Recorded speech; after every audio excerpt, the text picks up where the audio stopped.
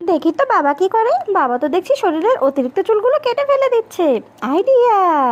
এই বাবার চুলগুলো আমি নিয়ে নিব, আর সবগুলো চুল ল্যাবে নিয়ে এটাকে আমি অ্যান্টি অক্সিডেন্ট দিয়ে খুব সুন্দর একটি বড় চুল হিসেবে তৈরি করব।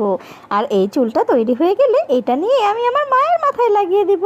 ওয়াও, দেখতে কত সুন্দর লাগছে। আরও কিছুটা মেডিসিন দিয়ে দিই, এবার মায়ের মাথায় দিয়ে দিই।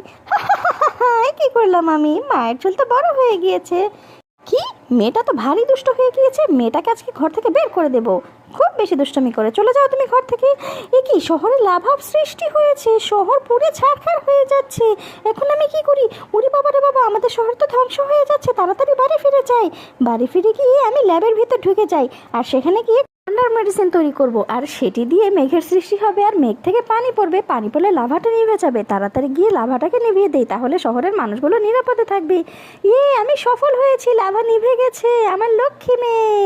বন্ধুরা, ভিডিওটি ভালো লাগলে অবশ্যই আমার চ্যানেলটি সাবস্ক্রাইব করবে, আর লাইক কমেন্ট শেয়ার করতে কিন্তু ভুলবে না। নেক্সট ভিডিও দেখার আমন্ত্রণ রইল।